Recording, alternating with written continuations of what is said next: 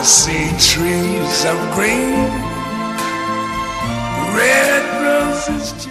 Estábamos justamente, a veces es mucho más rico el diálogo que existe fuera del aire que justamente cuando estamos al aire, pero se está haciendo un interesante intercambio de opiniones. Concluíamos el bloque anterior con Carlos Nasser, representante de la Helbar, y lo queremos, digamos, no queremos endilgarle la representación del gobierno nacional, ni mucho menos, pero sí en relación a, digamos, esta actitud de entender hacia dónde va el proyecto nacional, a su entender por qué esta cuestión de fuerte presión impositiva hacia los sectores de la producción. En esta mesa ya nos había referenciado, por ejemplo, la empresaria Carla Conti sobre las problemáticas que surgen, inclusive hasta para ponerse al día. Si un empresario tiene alguna situación de deuda con la AFIP, se agrega una nueva problemática en cuanto a la aplicación de intereses para regularizar su deuda. Es decir, es como que no da tregua. Y por supuesto uno no puede negar de que en anteriores gestiones nacionales, y no puede negar tampoco que la misma gestión provincial lo hace, siempre el tema de apelar al bolsillo de la población es lo primero que se hace a través de medidas impositivas, nuevas cargas tributarias. Pero evidentemente esto también es un elemento de desaliento para la empresa, y usted es empresario. Por eso le consulto esto. Vamos a separarlo en dos partes. Por un lado, nosotros pensamos que hay que marchar hacia una creciente formalidad en la economía.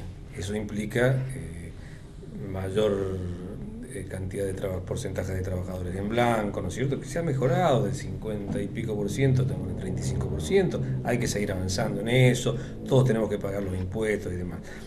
Lo que creo que es una materia pendiente, de este gobierno, es una profunda reforma tributaria. Es una profunda reforma tributaria que atienda a la realidad de las pequeñas y medianas empresas. No se puede cobrar iguales tributos a empresas que son diferentes. No puede, o sea, ¿cuál es la capacidad de negociación que tiene con una RT, un comercio como el de la señora, con una empresa que tiene 3.000 obreros? La empresa paga mucho menos de lo que paga la señora.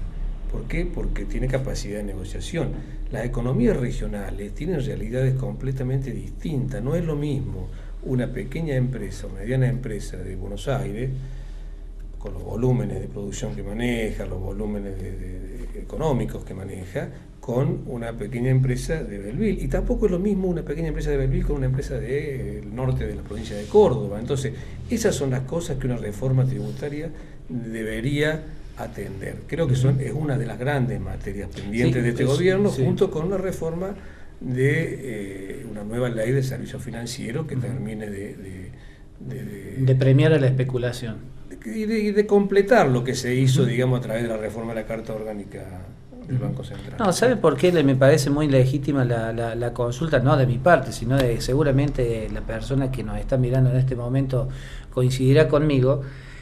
Muchas veces se aplican medidas no diría de persecución, sino de fiscalización, en el buen sentido de la palabra, que alcanzan a las personas que de carne y hueso, las personas que nos conocemos, las personas que apuestan todos los días al trabajo, que son accesibles, que son fácilmente auscultables. La tasa vial.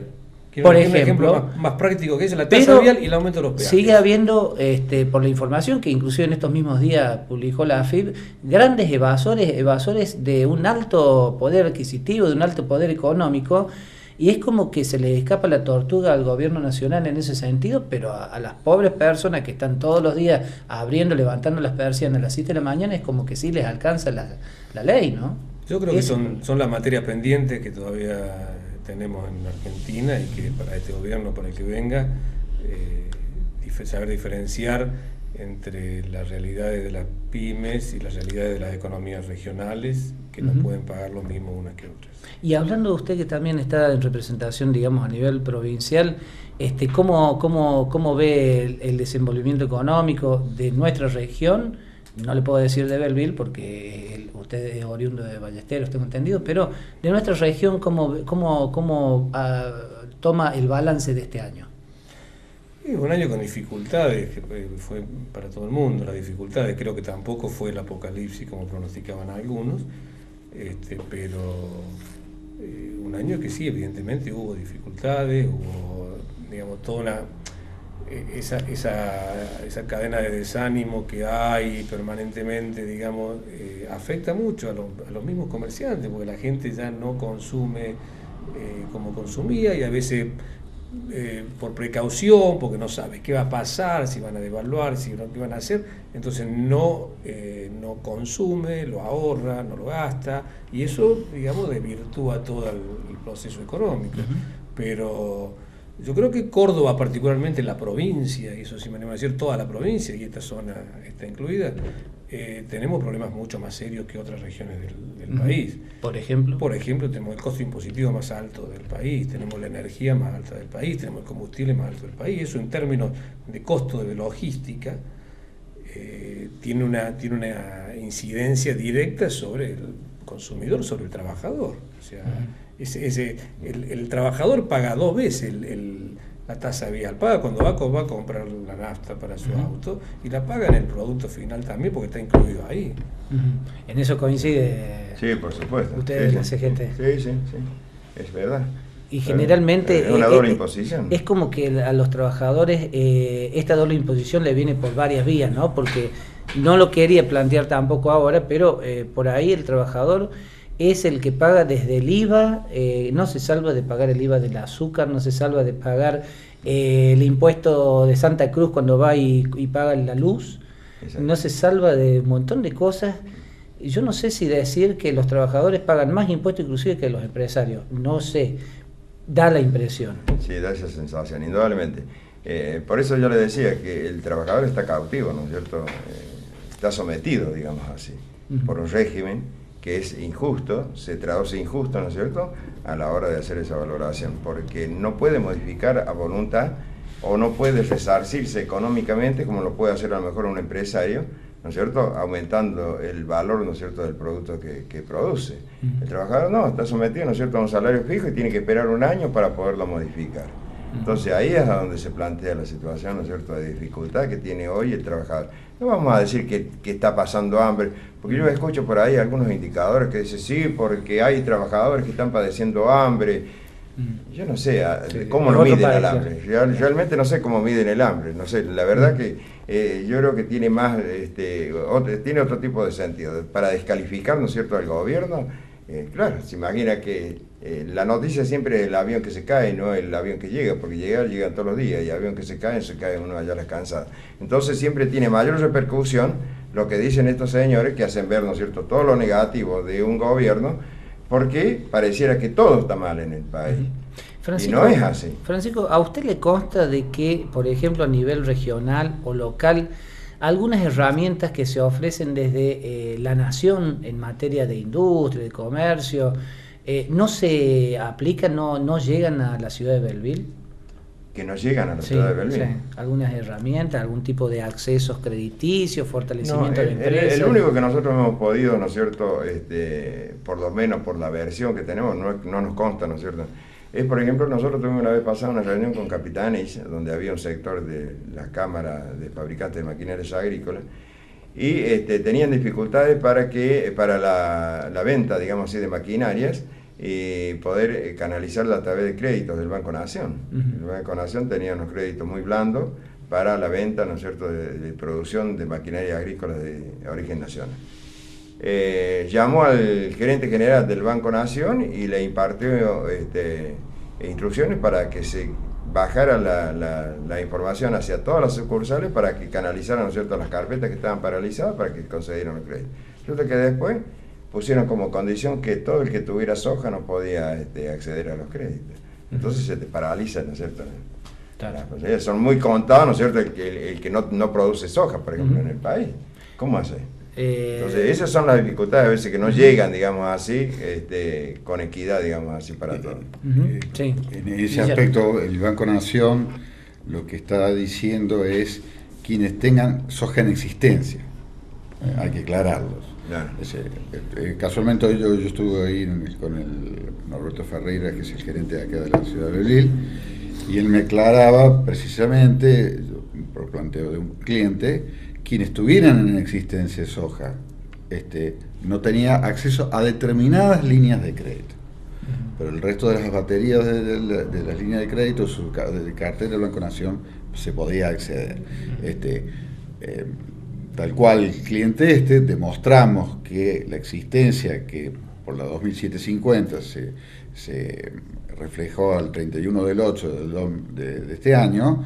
Si vos ya demostrás que las liquidaciones se realizaron, tenés acceso a esas líneas de crédito diferencial. Hay que aclararlo, estas cuestiones, porque yo sé que también se ha distorsionado esta cuestión. Y evidentemente en el Banco Nación sigue teniendo una cantidad de herramientas realmente importante, pero la problemática pasa por otro lado. La problemática pasa por la cuestión del capital de trabajo.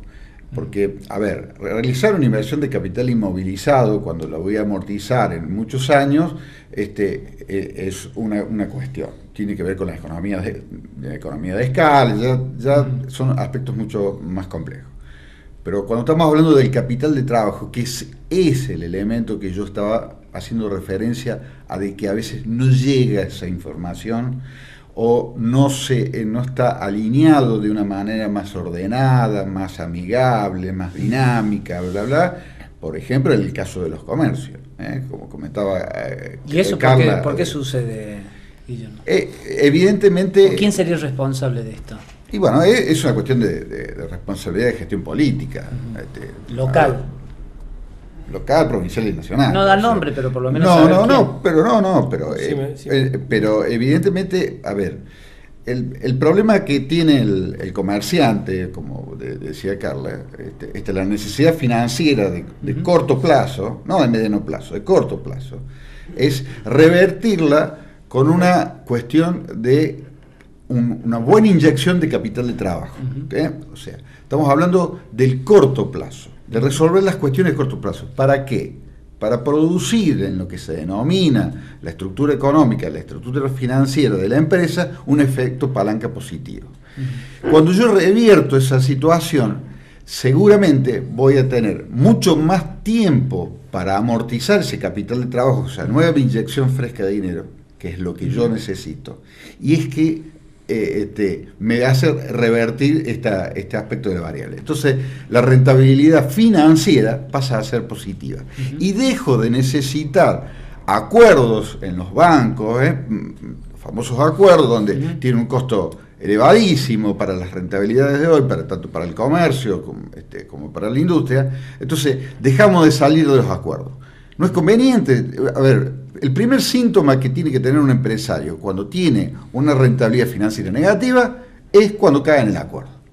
Cuando va y comienza a vender valores para revertir su situación, enseña que el capital de trabajo es negativo.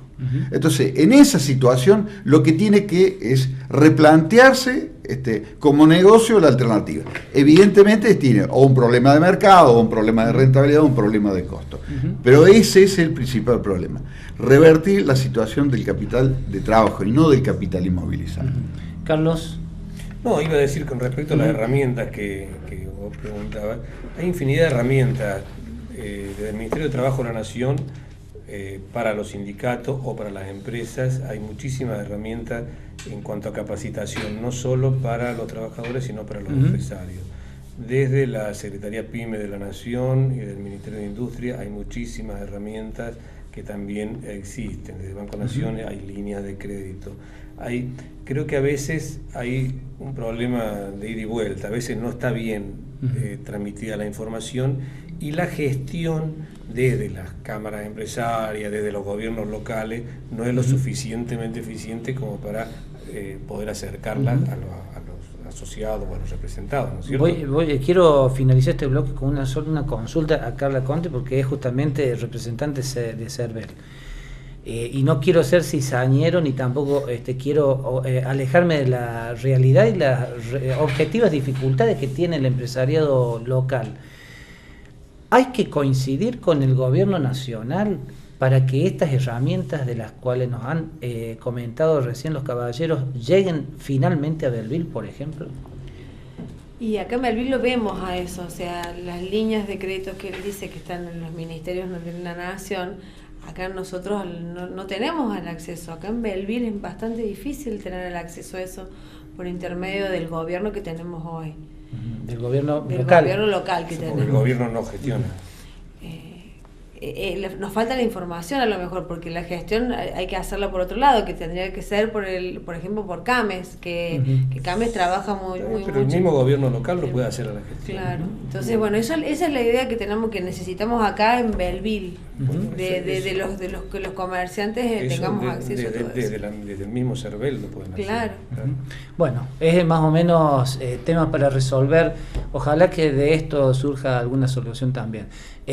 Próximo bloque, los comentarios finales. I see trees of green, red roses too. I see them blue.